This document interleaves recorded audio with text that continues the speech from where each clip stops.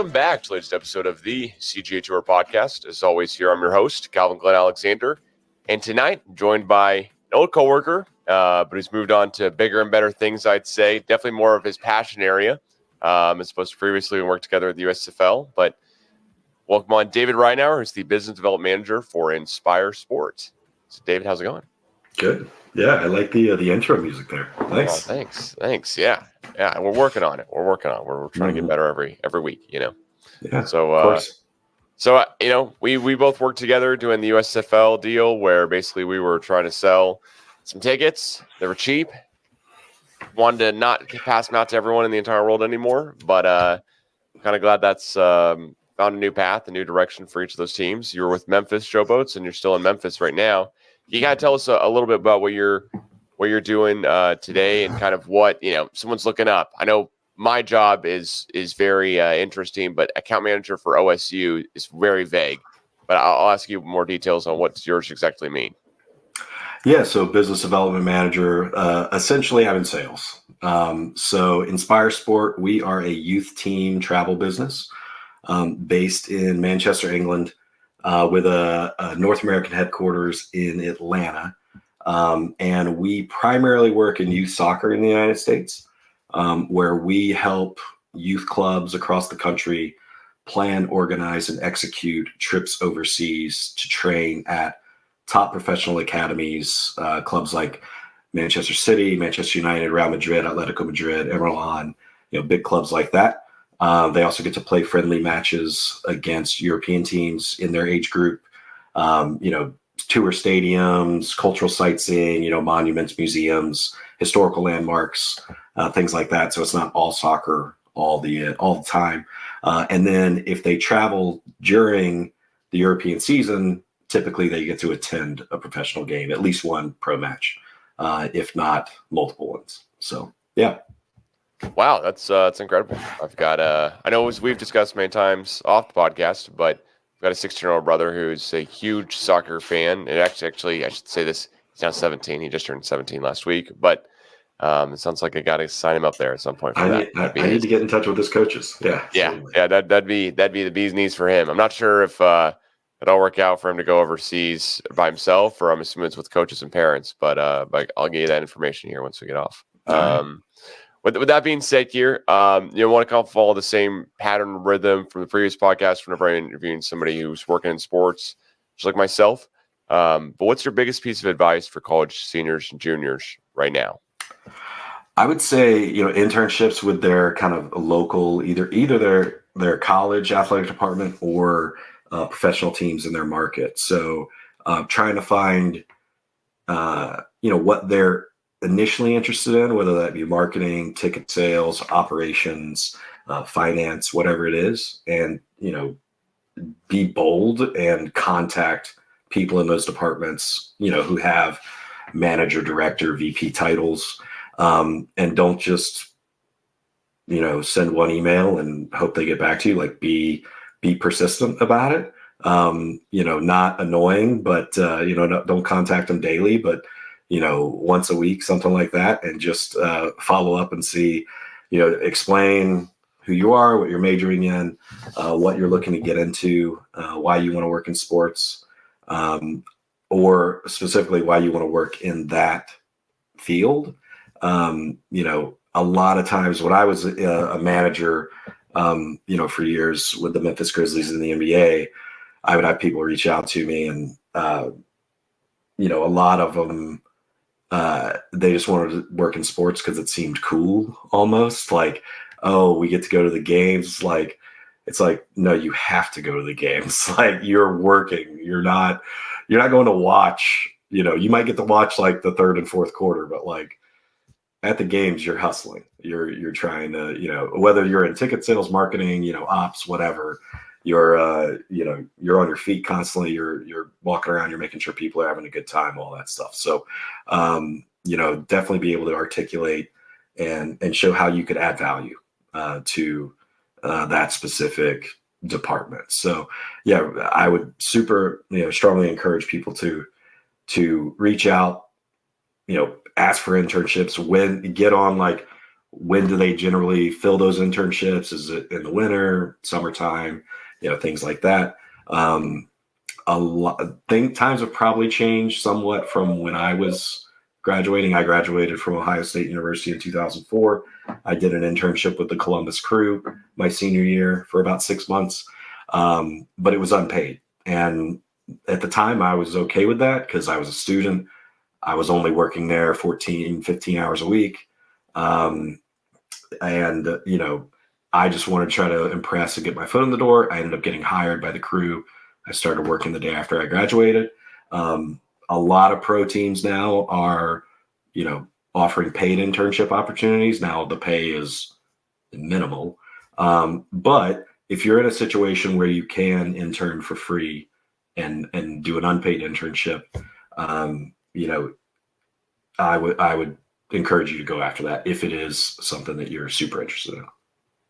No, I think that's awesome advice. I would also say to anyone that basically when your junior year, it's a great time for you to start reaching out for volunteer opportunities, just to get something on the resume at that point. Yeah. Just try to see what you're into. Hey, you don't have to come up with something super specific of, like you're saying of, hey, this is why I want to do this, but it doesn't have to be worded perfectly. No one's expecting you as a college junior to have every single thing down pat and, follow up with a perfect kind of follow-up response and everything like that either as well. It's more than acceptable to ask a couple guys and see around the arena one night and then go, hey, you're sitting in a suit and you're not watching the game. You're definitely watching on the TV that's across from me. You can barely see. But I'm grabbing popcorn and I'm curious how to work in sports. Like, it's a great time to kind of chat because as I'm sure you know too, working any, NBA game, you're basically there and then you're going, okay, so what happened in the game? Like, I know what the score was, I know there were a lot of cheering. I know, maybe some records were broken here and there. I know like the box score basically at the end of the day, but I don't know how it got there. So it's always kind of the fun part at the end where you're like, oh yeah, what happened exactly?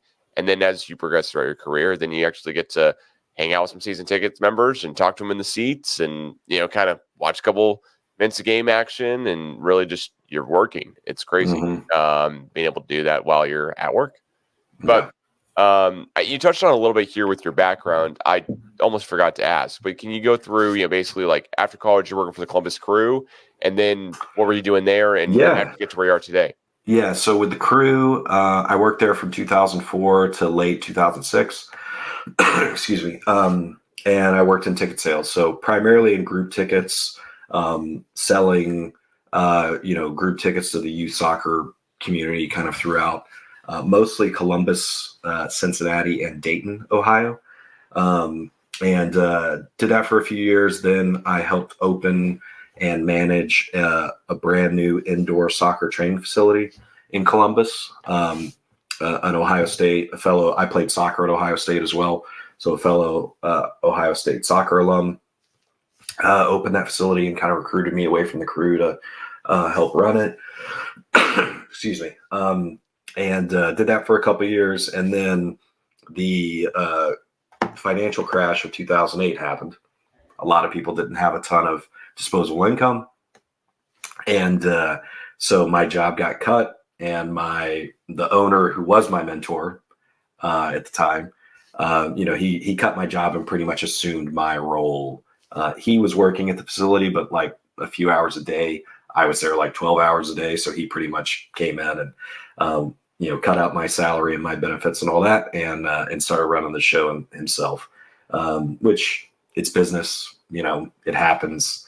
But definitely taught me a lesson that, even though, bad things like that can happen, like there's always, silver linings and there's always something good right around the corner. So a few months after that, I ended up moving to Los Angeles and I worked for the LA Galaxy for a little bit.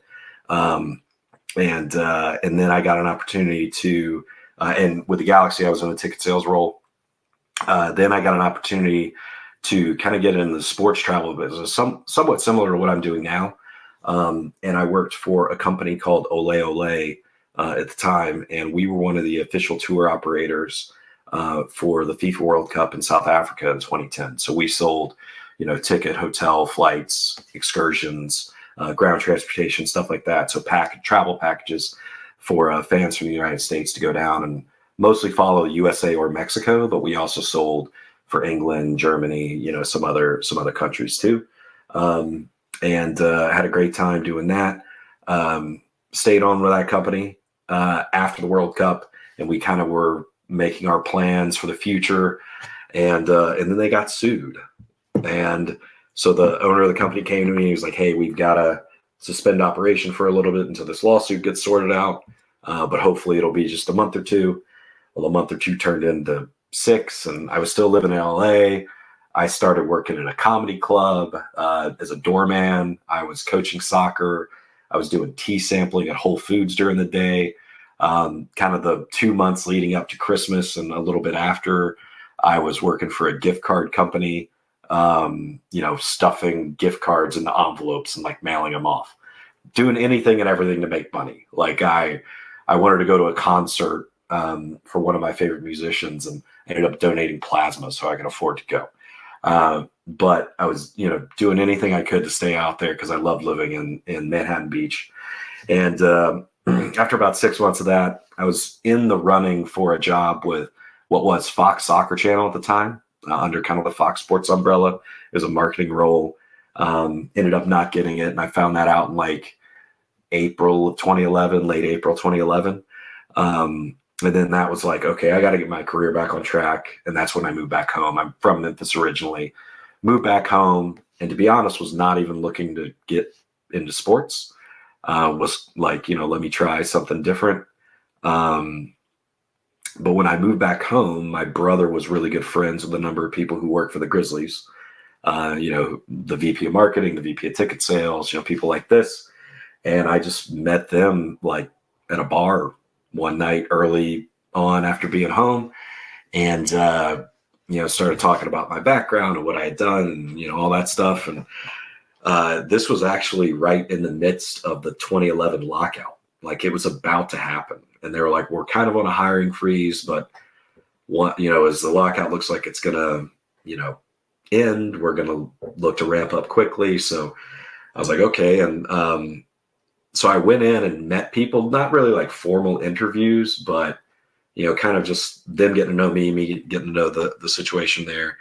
And then they ended up hiring me in like September of that year, but I didn't start for another like 5 or 6 weeks.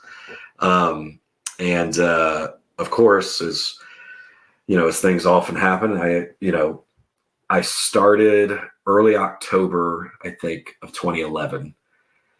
And about 2 weeks later, I got an email from the hiring director from Fox Soccer, who I had been interviewing. I started interviewing with them in February of that year. Found out in April I didn't get the job. And he was like, hey, the woman who ended up taking the job, she decided it's not working out. The commute's killing her, all this stuff. Would you be interested in the role? And I was like, dude, I moved back to Memphis. I just started working for the Grizzlies a few weeks ago. Like, I'm here. I'm sticking where I'm at. And, worked in ticket sales as a seller for 3 years. Did a really good job kind of building the youth basketball program, junior Grizzlies there, and then ended up getting promoted to manage the group sales team in 2014. And I led that team for 6 years until the pandemic hit, and had a great time with the Grizzlies. Loved it. Still, I'm a season ticket holder now. And then, COVID hit. My job got cut. Again, these things happen. You kind of got to roll with the punches and just look for the next thing. I have a saying, I don't have a saying, but my grandmother used to always tell me, she had the saying, what's meant to happen always does. It's kind of a somewhat twist of like, everything happens for a reason. Like when people say that, I kind of like roll my eyes. Like, but when I hear like what's meant to happen always does, it sounds a little bit more like, oh, like, this was meant to happen. Yeah. Whether good or bad. Like, hey, this is good. This was meant to happen. Like I kind of deserve this to happen for me. If it's bad, like, hey, this was meant to happen for some reason. What can I learn from it? How can I move forward? So got a job working for a payroll software company for a little bit, just to kind of make ends meet. It was a really great company, really good people there. And it was a sales role. I had been in a management role for so long. It's not only that I forgot how to sell. It was just like, okay, like I got to transition and kind of put back on my, my hunting, hat and kind of relearned a lot of, but also learned a lot of new stuff, but like relearned, just kind of like prospecting skills and, ways to do cold outreach and how to better build sales sequences and cadences and things like that. And but kind of always kind of had my eyes open for opportunities back in sports. And that came along later in 2021. I got hired on by Elevate to work on the premium hospitality sales team for FIFA World Cup Qatar 2022. Elevate was the kind of exclusive sales agent in the United States for that. And and then as you mentioned, my time with Elevate closed after the World Cup. Started working on the USFL project, did that for a little bit, and then joined up here with Inspire Sport about almost 8 months ago now, I guess 8 or 9, and have been really enjoying it ever since. So that was the 5-minute, I guess. Oh no, that was maybe awesome. Longer. Story of my career to date. So lots of stops along the way. More than I graduated 20 years ago this June. I would not have said when I was graduating in 2004, like, you know what, I bet I'm going to have 10 jobs or however many jobs I've had, in the next 20 years. But like, as I mentioned, like what's meant to happen always does. Like things happen that are out of your control, like a financial crash or a pandemic or whatever. And you just got to kind of keep a smile on your face and, keep learning and keep pushing and moving forward and looking for opportunities that are going to be good for you and your family. So, yeah, I think two things from what you just summed up there. One, I didn't plan on leaving the San Diego Padres after graduating from Oklahoma State. I mean, that was not part of the plan. Was, hey, go work for an Oklahoma State alum and be the other Oklahoma State alum there that's working for the Padres forever. I mean, it was not, it was like, hey, moved out to sunny San Diego from being from Oklahoma. Awesome.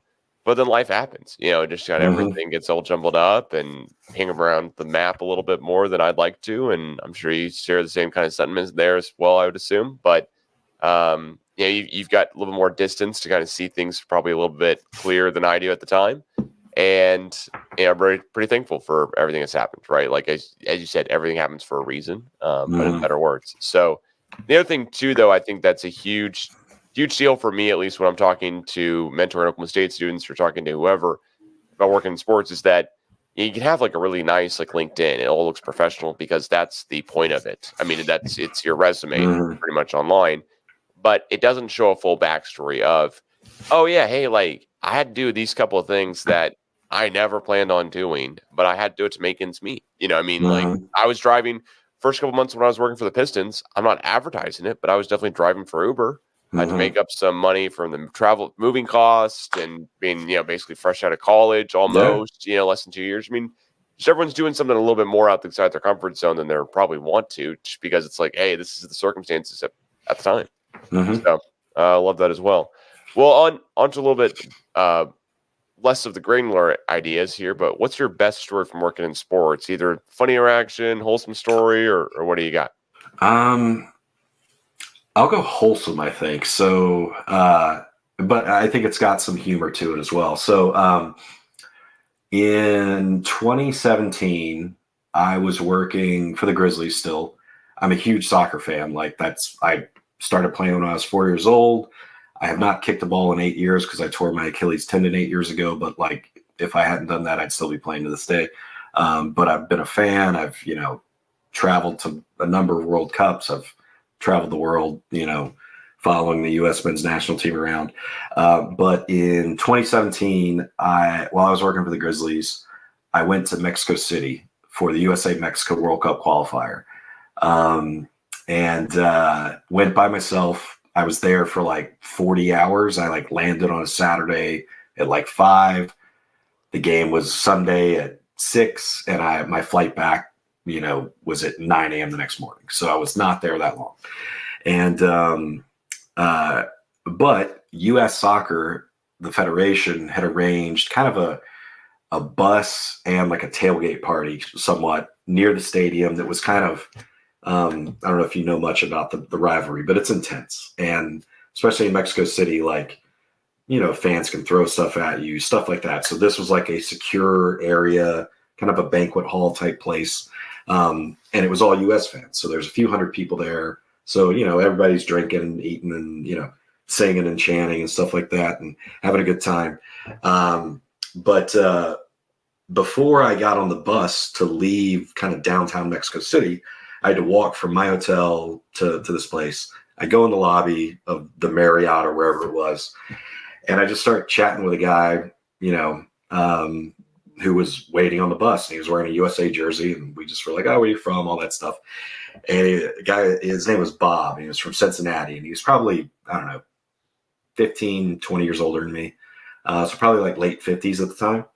And, we ended up sitting on the bus together, went all the way down there. We drank at this party together, sat together at the game. Michael Bradley scores 5 minutes in. He chips their goalkeeper from 40 yards out. Everybody's going crazy. We ended up tying the game 1-1. And then for some reason, on the way back, U.S. Soccer had not, they were not going to allow me, since I did not buy the package, like the full travel package, to ride the bus back. I was supposed to find my own way. Bob was like, "I got you. I got a pass. I'll like slip it back to you as like we're getting on the bus and you can show it." So we did that, worked perfectly, get on the bus, head back home. And then me and Bob, we shared a cab the next day to go back to the airport because we were just staying a couple blocks away. I had never got his last name, so I just knew him as Bob from Cincinnati.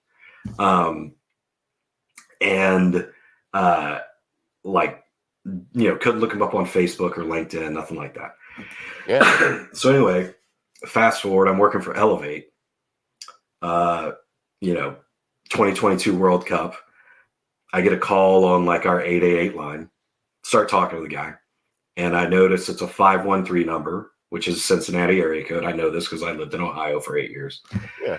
We talked for like 20 minutes and, his name's Bob. And I was like, "Hey, I've got a really weird question for you. But did I hang out with you at the USA Mexico game in Mexico City? Like we watched the game together and like we like rode to the airport the next day." And he was like, "David from Memphis." And then it was like, you gotta be kidding me. So I ended up selling him a hotel package to go to the World Cup in Qatar. Kept in touch with him throughout. And then I went to the World Cup for the first USA game. So I traveled, I spent 30 hours on planes to be there for 60 probably in Doha. But the night before the first USA game in Qatar at the World Cup, U.S. Soccer threw a party, and me and Bob met up there, had some beers together in the dry country of Qatar. You could drink in the hotel. So we had some beers together, and I got his last name. We're now connected on LinkedIn. We've got each other's phone numbers. We still kind of keep in touch here and there. So that was kind of one of those cool serendipitous moments of never knew the guy, really met him. He was a cool dude. And met his wife when we were in Qatar. She was really cool. She was awesome. So I'd say that was that's one of my more wholesome, feel good stories, I'd say. Oh yeah, no, that's an incredible story overall. It's crazy how those connections can happen. How small of a world it is. People are shopping for stuff. Mm-hmm. What would you say makes a good mentor or mentee kind of back and forth as well? I think in my time, my mentors who have made big impacts on my life, it takes a specific type of personality that, they've got to be generous with their time. They've got to be, they need some authority of I've been I'm on the road that you're kind of on, I'm farther along, I can kind of help you avoid the pitfalls and things like that. So you want to try to find somebody who's in the field that you want to be in or has worked in that field. So experience is a big thing. I think that's somewhat self-explanatory, but a lot of times people, they're like, oh, I want a mentor. I need to find, and it's like, okay, my mentor's in, I want to ask this guy and he works in banking, and like, I have no interest in going into banking. Like, why are you going to talk like you could learn things from like a life standpoint, but like from a professional standpoint, they might not be able to offer you, that much career advice. As a mentee, I would always try to look to like make it a reciprocal relationship where like you're not just taking like, oh, like feed me, give me this wisdom that you've attained over the course of your career. Like look to how can I return the favor? How can I add value to your life? Whether that's making an introduction to somebody else, that could help out your business or your personal life or whatever. What can I do to make this worth your time and effort? So as a mentee, just not looking for like, not going into it with like selfish reasons necessarily, kind of looking for an opportunity to improve somebody else's life in return. Because as I'm getting older, like, I love talking to guys like, you're what, 10, 12 years younger than me, I guess. Yeah. 30. Yeah. Like I've loved our conversations and kind of help, guide you a little bit. But like, your friendship is added to my life. Like I wouldn't be doing this if like I didn't feel it was worth my time and effort. So definitely look for ways to give back. Yeah, no, love that for sure. And yeah, thanks so much. Cause I think that's one of the biggest things. It's just is listening, of course, and being open to, whatever mentor has to say, but then also giving back on the back end too, where I've had it happen before where someone who's a mentor of mine no longer works in sports ticketing. When I was working in sports ticketing, and then he goes, hey, there's a guy who like wants to work for the Thunder that I know. He's reached out to me. I haven't been in that in 2 years. He said, do I know anyone? You're the guy I know still. Would you mind? And great, I may not be the first guy, but also was a mentee of his. I'm more than willing to be a mentor of somebody else he knows to help along the way. Just kind of to keep helping down the line. Yeah. With your current job right now, what's your favorite part about it? So a couple of things, like, since my time with the Grizzlies where I was like managing, I've primarily been in sales roles where I'm kind of instead of being a manager, kind of coaching and leading and teaching and things like that. I'm a producer. I'm hunting again. So like, I really enjoy that. Like kind of, I don't know what it is about me, but I love like researching like new prospects and like putting them into a cold sequence and like, all right, I'm getting an appointment with this person and trying to like, especially when it's like a big soccer club that I know has like thousands and thousands and thousands of kids that could potentially travel with us. So like the kind of the hunting aspect I really enjoy again, but really like growing up, I played soccer. I had 4 opportunities when I was in my teenage and then early 20s, those years, from 15 to 20, where I got to go to Europe and play and train. So when I was 15, I went it was called the Olympic Development Program. They still have it now, but it's called ODP is the acronym. But I went with like the Southeast region. So the territory I cover now, it was kind of like the best players from those states. So I went to Paris when I was 15. We played in a tournament. We played a couple friendly matches. We trained like as a team. And then when I was 16 and 17, I got to go with my club, Memphis Football Club. When I was 16, I went with the team that was 1 year older to England and Scotland. And then when I was 17, I went with my club team to Germany, Poland, and Denmark. And then when I was 20, when I was playing at Ohio State, heading into my junior season for preseason, we went to Germany and Austria, and we stayed at like a sports school kind of in the middle of the Austrian Alps. We trained together as a team. We played 4 or 5 friendly matches to kind of prepare for the season. And those trips were incredible. Some of my best memories from like those years were like those trips. And I get to help do that now for kids. So I help them get to kind of make those memories. And like when I run into like my club teammates here in Memphis, like this is 25 years ago now when we were on these trips, like we still like, hey, remember when we had to pick up that car, like that little tiny car because the bus couldn't get by the street, and like the whole team got out and we like moved it like 3 feet, and like, just stories like that. Like, we still like to this day are like reliving those memories. So the fact that I get to kind of help kids, make those memories now, that's one of the main reasons I do what I do. That's awesome though. I mean, I think it's really cool, and hopefully it just keeps going. Yeah. What would you say helps you kind of manage your current good, work-life balance? And you've got a newborn, so congrats, but not so newborn anymore because he almost turns 1, right? A year old next Tuesday, the 5th. Wow. Yeah. Okay. So yeah. March 5th. Yeah. I mean, on some level, I think work-life balance is kind of a myth. I think you kind of always have to, there's always push and pull on both.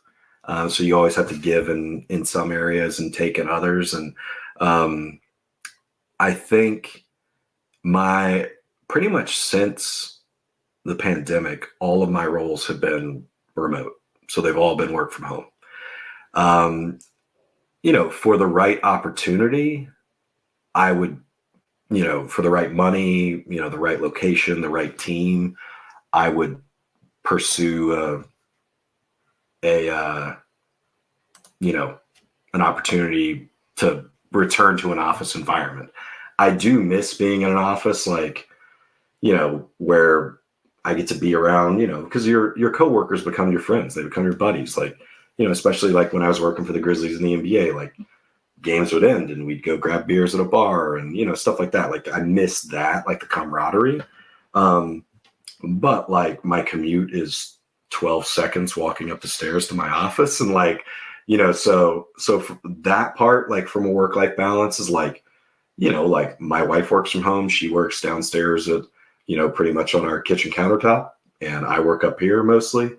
And, she's my coworker, even though we don't work for the same company. Like we eat lunch together every day. We get to hang out, like, and, and then when, those days where my son might be home when, my mom or my mother-in-law is watching him or something, like I'm working for 2 hours and it's like, okay, I'm going to take a 15-minute break, and then I can just go out and play with him for 15 minutes and have a good time and get to watch him rumble and stumble around and all that. So, so I think working in a remote role has definitely helped from that perspective, not having a commute, like even if, when I was working for the Grizzlies, my commute from my current house was like 12 minutes. So it wasn't like it was like a ton of time in the car, but still just having to like get up, all that stuff and drive in and drive home. And now it's just, I'm home. So that certainly has helped. But, in the future, like for the right role again, like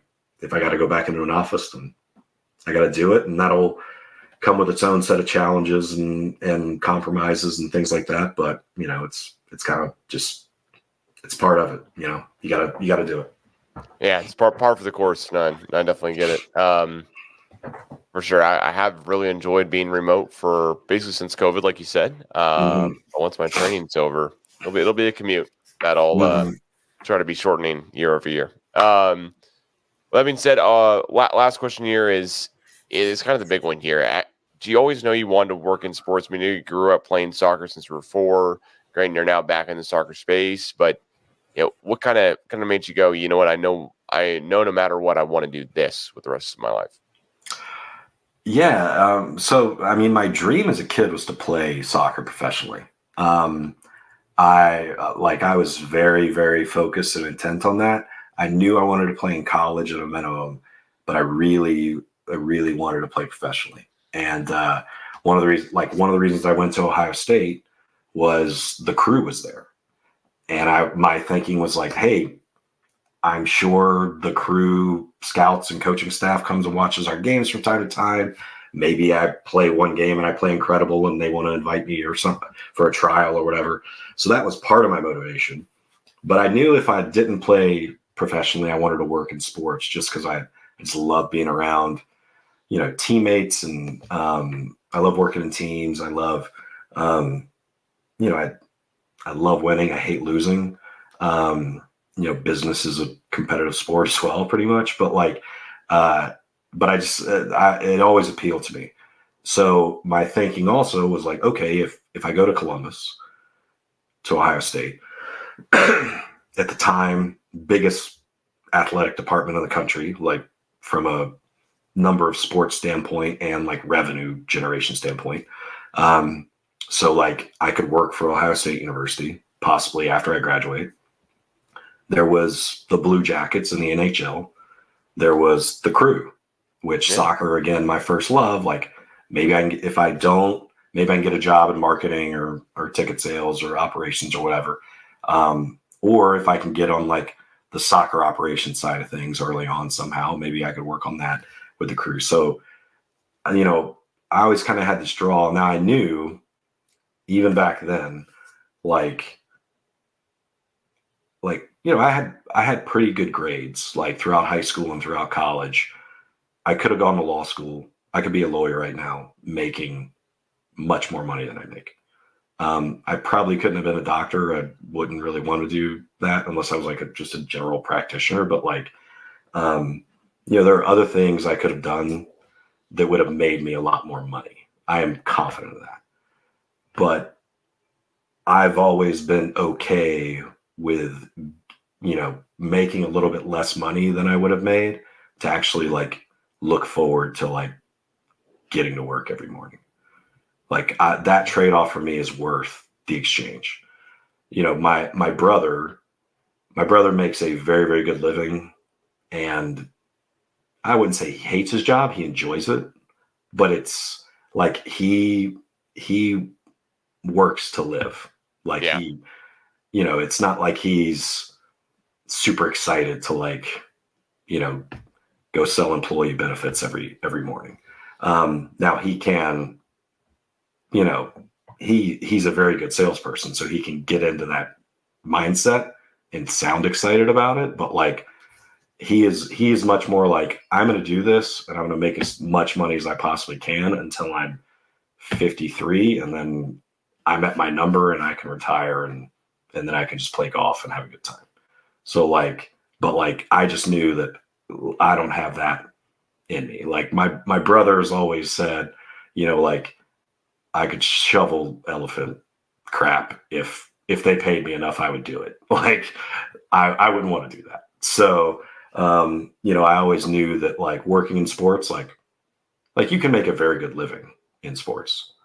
But like, unless you're getting up to president of business operations, executive VP, or like on the basketball or soccer operations or hockey operations or football operations, unless you're like a GM, assistant GM, like those types of, you're not gonna make like $500,000 a year or anything like that. Like you will if you get to those levels, but like if you're just like, director of group sales, senior director of marketing, VP of arena operations, like you're going to make a good living. You're going to live comfortably. You're going to enjoy what you're doing, but like you're going to work till you're 68. Like you just are. Like you're not going to retire at 55, unless you just have family money or something like that. So like you need to be prepared that like you're going to retire one day, but it's going to be much later than some of your contemporaries who do other things.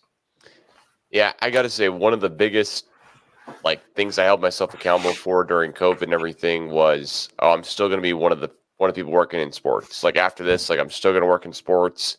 Going to keep my nose down. Like, hey, you know what?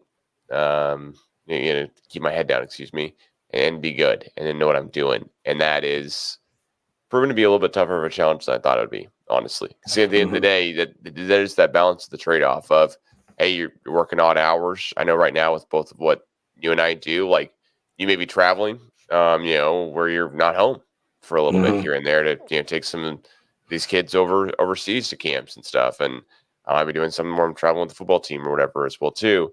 But other than that, it's work from home, kind of the 8 to 5 or whatever, Monday through Friday, which is more normal of a work setting. But really, you work in any like major league team, especially any major league team in Oklahoma or Tennessee or whatever it may be, basically outside of California, I'd say you're not having the flexibility of working from home or hybrid. You're in the office every day, and then all of a sudden you've got an 8 a.m. game and it's a game day. So you got to be there quite a few hours. But I'd say also in the off season, that's where you really try to enjoy the off season. You really try to get into it. You try to refuel the energy a little bit. Read a couple books about basketball or baseball or football, or whatever sport you're in. That way you just are like, hey, you know what? This is my passion. This is why I'm into it.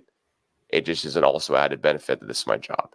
I mean, there's just two ways to think about it overall. And for everyone I know who like went into something else out of sports after COVID hit, like props to you, because that may have been what was available. I mean, I was fortunate enough that I was able to stay on the Pistons long enough where I had a little bit of a break and was working a part-time job or two in Oklahoma City in between. But, it just is everyone figures it out. So. Yeah, and I've got friends who, they've moved out of sports kind of really since COVID. And one thing I've learned is that if you can work in sport, especially in a sales role, if you can work in sports and produce and show that you're like, maybe not even like an A+ player, but like a B+ to A player, like, and then you go and you sell like if you could like, and sell software, like you can generally, if you can sell like tickets to, a company, if you can sell a 20-game suite for somebody to come see the Grizzlies play, like suite package, like you can sell not anything, but like you can tell that story so that if you want to get a job in sales outside, like you're going to do it, like you're going to get it hired by somebody because they know what a grind it is. And they know that, like, okay, like you wouldn't have been able to do these things and hit these numbers unless like, you know what you're doing. So, yeah, you can come work for us, and it might be a more competitive industry. It might be less, but, they know you're going to work hard and they know you're going to put forth the effort and generally be able to produce for them. Oh yeah, for sure. I mean, generally you're going to get extremely good training, no matter what, in the sales role as well, too, coming out of college, working for a sports team, and then be set up really well at the back end of it as well, too. You're going to have some success story, like you just said. Tell somebody, oh yeah, I sold a couple $1,000 suite, and then all of a sudden the tech company's looking at you like, wait a second. So you're just well versed in selling multi-$1,000 projects or multi-$100,000 projects, whatever it is. Like this isn't too big to wrap your head around. It's like, no, it's fine. Like I'm selling, no matter what product I'm selling, but then again, just make sure your passion's there. Because like my passion is not to be able to sell like, I cannot become a healthcare recruiter tomorrow. It would just take a while. It just take a minute. My passion's not there. Yeah. With that being said, though, David, any other final thoughts as we close this one out? I just had a thought when we were talking about sales.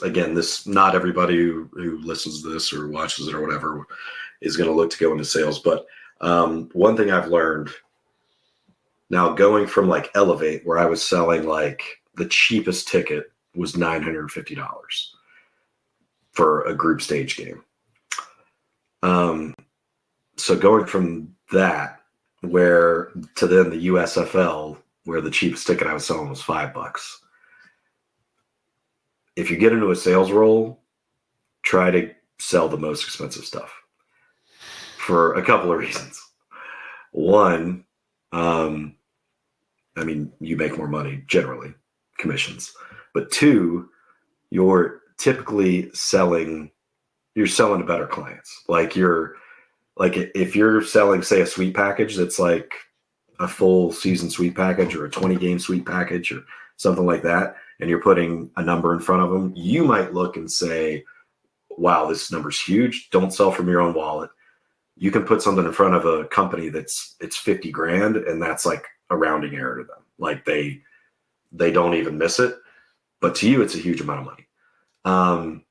But they are likely, it's going to be an easier sale than if you're selling a small dollar amount, because the person who's buying the $100 10-game upper level ticket package, like they're going to be, so what do I really get with this? What other benefits are included? Can I get some autographed items? They're going to be more of a headache than the person who bought the more expensive thing. So try to find something.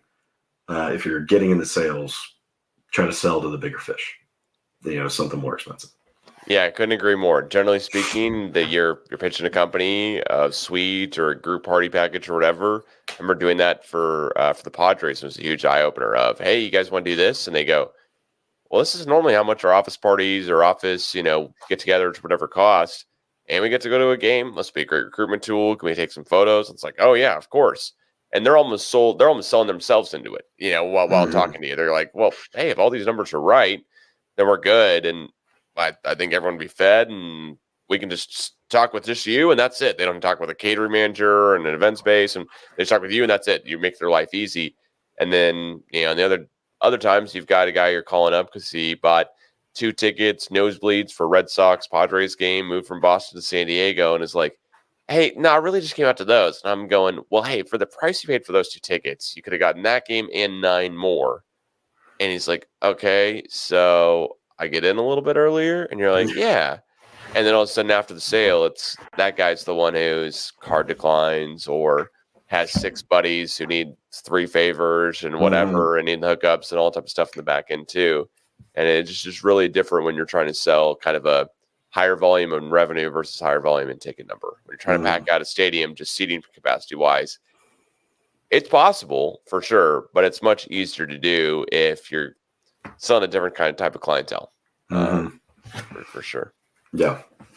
All right. Well, David, thanks so much here for joining me on the latest episode of the podcast. Please follow at the CGA Tour on Twitter and Instagram. Now X, excuse me, I keep messing that up. But TikTok, YouTube, wherever else you listen or watch. Thanks again.